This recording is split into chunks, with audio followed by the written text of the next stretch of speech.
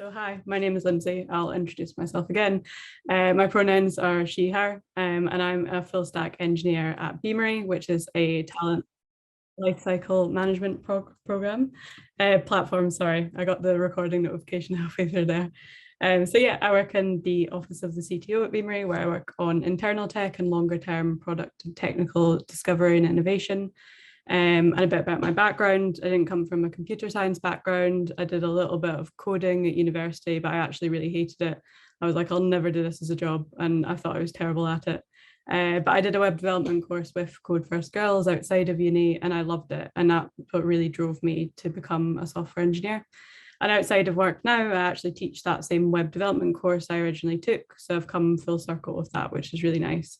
And I'm also a mentor with CFG for first-time teachers of the web development curriculum. I've also just finished Google's Women Developer Academy, which is a program designed to get more women equipped with the skills to do tech talks like this. And I really encourage anyone else to apply to it. Google will be opening it up again in spring. And yeah, alongside that, I'm also working on a project funded by the Royal Society of Engineering to write bedtime stories about engineering for 2 to 5-year-olds to try and get them enthusiastic about what engineers do. Unfortunately, though, 2 to 5-year-olds are not very interested in React, so that's why I'm going to do this talk here instead. But yeah, if you've got any questions about anything that I've mentioned or anything about the talk, please tweet me. I've put my Twitter handle up there. Very happy to chat about anything that I've mentioned. So yeah, today I'm going to be talking about how to send text with Twilio and React. I wanted to do this talk for a little while because about a year ago, my delivery team at Beamery had to deliver an SMS service. We chose Twilio to do that, and it was a really interesting project to work on because there was loads of little and much bigger problems to solve together. And I wanted to talk about how we approached some of those problems on the front end. Yeah, so you can find a lot of great tutorials online to make a React app that sends a text with Twilio, which create an app that follows a little bit the path of the diagram on the slide. So you make a basic app, you speak to the Twilio API, and you send your text. Sweet. But I wanted to do something a little bit different here and relate the app to the problems I've actually had to solve in real life with Twilio and React. So this is going to be part demo and part talking about some of the more interesting little problems that we've had to solve. I wanted to show how we can elevate a seemingly simple form and API into something that actually resembles what we did in practice. So yeah, breaking down some of the things that a React app does to make it a more thoughtful, robust and practical app. And this also makes a really good side project for anyone with the time and energy to do side projects at the moment. So I'll put this on my GitHub afterwards and share it on Twitter to use as a boilerplate once I've removed all my special secret API keys, etc. So yeah, this is the 3 things I really wanted to kind of cover in this of what the React app is actually doing. First off, I wanted to shout about the importance of accessibility once again. Thankfully, I think most people in this room will care, but that's not the reality everywhere. And I believe that we have a responsibility as developers to be the voice for those users. I also wanted to talk about how Twilio actually encodes and parses the SMS messages that we send and the importance of communicating that to the user through validation. And I wanted to talk about other information we receive from Twilio so we can communicate any problems to the user beforehand and create the most seamless UX that we can. So yeah, the demo app that I have is a simplified version of the system we have in production, and I'll talk a little bit about that system at the end of the talk. So yeah, in short, I don't want to send you just to send a text, but I want you to send a really good text with React and Twilio that's going to keep you as a developer happy, but also your user happy as well. So yeah, I'll show you the little app I've got here. Hopefully it's quite a similar UI for people who use iOS. And yeah, it's just a little basic text that I've got a little input and some messages that are live messages that I've actually sent to myself. I've not replied to myself because I don't want to have a conversation with myself. And yeah, this is my app up here. Hopefully this code is big enough that you can all see it, but someone can scream at me in the live stream if you can't. And yeah, I've used Next for this. I used it just because I could set up a serverless app with relative ease and use integrated API routing for that. And because it's really easy to add end variables into your Next config, I won't show you that because they're secret and I'm not going to expose them to the masses. But also because I'm just interested. I watched an ReactJS conference last week and I also want to use this app as a boilerplate to experiment with some of like the server-side component rendering. So yeah, this is my basic app. So first of all, I wanted to talk a little bit about accessibility. I've kept this app to semantic HTML just to be transparent about the type of elements I'm actually using and to emphasize that purely semantic HTML is powerful enough to do what we need it to do. It doesn't need to be anything crazy to actually make this app usable. So for that, I've wrapped my form here in a form element. I've got an action and a method on this, and you'll notice I've got the submit rather on the button, it's on the form. So that means if anyone's pressing enter on the text area, it's going to submit the whole thing. They don't need to press the button individually. And yeah, I've got my label, which is attached to my form elements here. You can see in the app itself, I've hidden this label with CSS. It's just got display none on it. But that means that a screen reader is still on the page and the screen reader can pick that up and navigate through it. And if I'm keyboard naviging my way through this, you can see that I hit the most active elements of the form first, so I can enter my text and I've got my button here. So yeah, keyboard navigation, I've got my accessibility audit here. I've got some little errors, but are just coming from how Next has rendered it, not to do with the app itself. But yeah, I've got the most kind of important usability there covered. And a little sidebar, something to think about as a user and as a developer. And we can add validation and user guidance for this as well. But as a user of any sort of SMS service, we need to think about how the message we send will be read by people using assistive technologies like screen readers. Anyone active on Twitter or social media will probably have seen the red flag meme that's going around the last couple of weeks, where people use a lot of red flag emojis following something worrying, like HTML isn't a computing language. But anyway, inclusion activists like the Black Disability Collective, which I've highlighted on this page here, have continually drawn attention to the fact that phrasing like this is an absolute nightmare for a screen reader. The name of this emoji here is triangular flag on post. It's not red flag. So a screen reader just reads this out as triangular flag on post, triangular flag on post, triangular flag on post, triangular flag. You get the point. There's nothing wrong with using emojis or text in your media, but just take 2 seconds to think if using excessive emojis is actually going to make it incomprehensible to those reliant on assistive technology. As a developer, we can do something like a regex check to make sure there's no more than 4 or 5 emojis in a row and trigger a warning to your user to make them aware of it. Because a lot of the public, unfortunately, just won't be aware of things like that. So yeah, just a little side note of something to be aware of when we're actually sending our text. So yeah, onto text encoding, which I think is the most interesting part I actually had to learn about when I was working with Twilio. So encoding in basic terms is the process of converting data from one form to another form so it can be processed and transformed uniformly. So for SMS, this means encoding in GSM, which is the global system for mobile communications, and UCS, which is the universal coded character set. So I'll show you what the GSM characters are, which will be familiar. So yeah, most of the kind of like European alphabet is encompassed in this with a couple of extra symbols. Any other symbol outside of this is what's encoded in UCS. So what that actually means for us is that on the front end, we don't need to worry about like parsing or encoding anything before we send it. Twilio is doing that all for us. But the amount of characters in a Twilio text segment is dependent on the encoding of the characters used in it. So the amount of text segments will affect the cost of your message in Twilio. So if your text is using purely any of those GSM characters like these guys, your character limit is going to be 160 characters for the text. But if you're using anything else, that limit goes down to 70 characters, and that's to do with the amount of bits that the character is broken into, which I can show you in this little tool here. So if I just have a letter, you can see it's just encoded in this, but if I'm going to use something like an emoji, you can see that it's coming out in a lot more bits, and that's why there's different limits for the amount of characters in each text. So for messages larger than 160 or 70 characters, the message is going to be split into more than one text message or segment, and this affects how many Twilio credits are used and thereby per segment. So if you're a very thrifty texter, you obviously want to keep your text content to just GSM characters, but that's not possible if you're using, say, another language for like Cyrillic characters or Chinese characters. So we need to think about that on the user experience side of things. We need to keep the user informed about how many credits they're actually sending. They could easily think, oh, this text block is just one text. Why have I run out of the 10 credits that I've bought? They've run out of their Twilio credits much quicker than they've realized because they're actually sending quite a lot of text. And again, even more if they're using non-GSM characters. Twilio also has a feature called smart encoding, which you can just turn on manually in your Twilio console.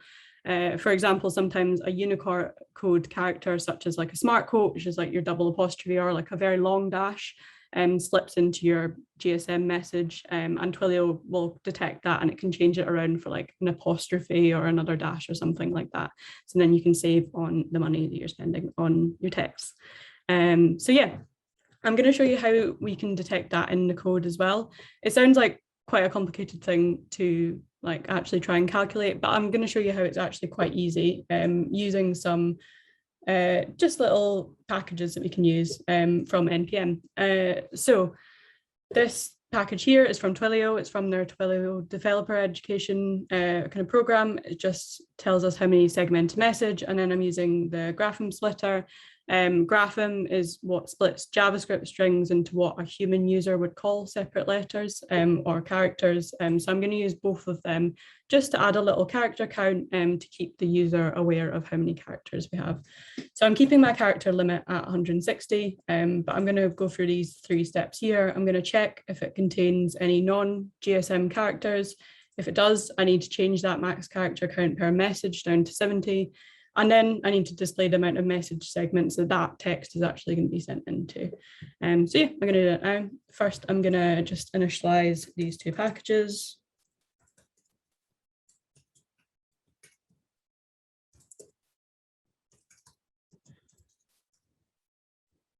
Here, and I'm just going to take my message, which is just my prop that I'm feeding through to it. And then I'm going to initialize my splitter here. Cool, and now I can use both of these functions in order to calculate what I want. So yeah, these are the 3 things that I want to be considering here. So is my message GSM? What I can do by that is just taking my new segmented message and then just reading the prop, which this is now exposing to me the encoding name. And then I'm just going to do a string match on that to see if it is GSM. The number of characters. For this one, I want to use the opposite package. I want to split it to figure out how many characters are in it.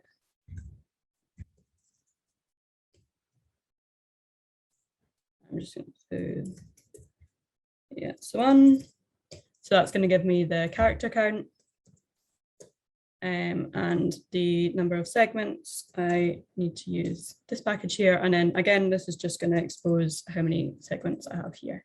So cool, I've got my 3 variables which I need here. And now I'm just going to have a simple Boolean, and I'm going to update that character count. If this is not GSM, then I want to be setting this character limit to be less than it is currently. Cool. So yeah, all of that about encoding, it's the code for it is pretty easy if you're using NPM packages. It makes it a lot easier to just figure out what you need and keep your user informed. So I'll double check that that's working as I would expect it. First, I need to actually render that component. That should do it. Uh-oh, having a compile error here. This is the curse of the live demo, but I'm just going to restart my app here. This is probably to do with the next cache, so if I restart it, fingers crossed, we'll be fine.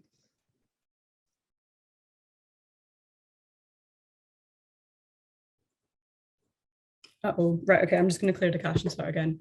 I can't believe this. This is truly the curse of the live demo. But fingers crossed.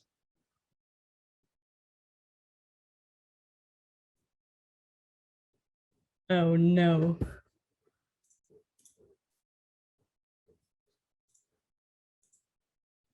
Come on. Yeah, okay. we're going to have to abandon ship on that one. We're having some import issues that are definitely to the next cache if I've seen them before. But you're going to have to forgive me and just imagine that worked absolutely perfectly, and we'll continue on with the text encoding part of it. Anyway, so the next part that we need to consider is how we handle error messages with Twilio, which is another thing that we had to think about, because a lot of SMS sending is asynchronous. So you're not going to get information about the success of delivery of the text message in the API response, but you do get information of whether that text message reached Twilio itself, and that there's a lot of different responses and errors possible there.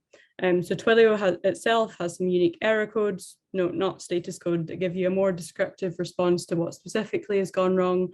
So I can show you them here. So we have our classic ones, and then we have some more specific ones that are a little bit more useful. For example, ones that you're having too many concurrent requests. So if you're looking at this app to try and make a spam bot, you can't. It's going to stop you from being able to do that. Anyway, so Twilio is using responses from the API. You can shape the user's behavior though.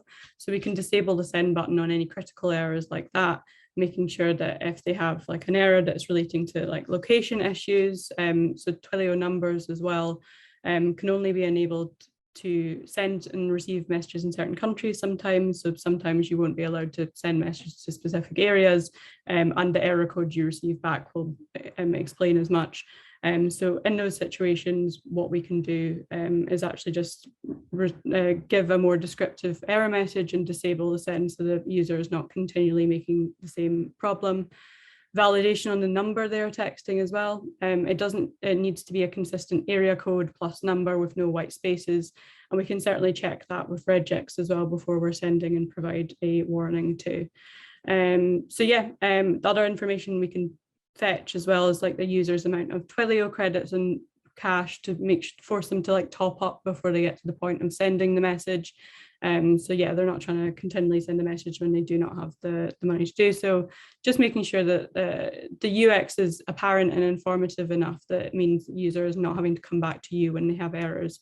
And given the like vast range of errors that Twilio can provide, it's really important that you're trickling down those errors in a really kind of like human understandable way as well. So yeah, in a code demo, if we can do something like adding an error or like an error state, and then trickling that through as a component. Given my app is now doing a hissy fit, I won't show you how that's working. But yeah, it's as simple as just having state management where you're keeping all of those errors in response, checking the error codes and the error messages, and then parsing that into whatever copy you want to provide to the user to make sure that they fully understand what's going on. Also really valuable here to have a really strong testing suite that can mock these responses from Twilio. So you're not having to manually force a lot of obscure scenarios on your app to make sure it's working as it should. For that, we use Cypress, and it was super valuable in our testing framework. So yeah, back to what we actually made. So this is what we actually made, and this is a broad architectural overview of what our system looks like. The biggest thing to think about in the actual system is that a lot of information is coming async from Twilio, as I mentioned, and hence we have this Twilio webhook that's listening out for all of that async information. We'll send information to Twilio via our server. Twilio deals with the mobile networks for us, i.e. a text being sent, but as I've mentioned, we don't actually receive the information about the delivery of that message in the response from the API request. There are several different options as well for a message. It can be sent, but delivery can be failed. It can just never be received. So yeah, all of that information is really important when we're displaying the conversation later on. And yeah, that's what our webhook is listening out for there. Also anything to do with incoming messages as well. Obviously, we're not sending kind of like regular API requests. We want to make sure that our Node server is handling all of that information internally too. And each customer as well needs to have their own Twilio sub account. We can't have a master sub account because you can imagine the amount of text messages that are flying back and forth from each customer. So we need to map that internally into our own databases along with handling their own credits. So our team also did a lot of automation with cron jobs for allocating, deactivating these Twilio accounts, so it didn't have to be done manually. And yeah, handling the credits in there as well, to make sure everything is going and nobody's running a huge debt with all the text that they're sending. And yeah, that's me. I've got a slide for a question here, but I think the Q&A is going to be after Katie's presentation. So please do add some questions into the Q&A if there's anything you talk about. Good question would be, why is the app not working? But yeah, I'll definitely have it working probably 10 seconds after this, and it'll probably be something really annoying. But yeah, curse of the live demo. So yeah, hope you enjoyed that.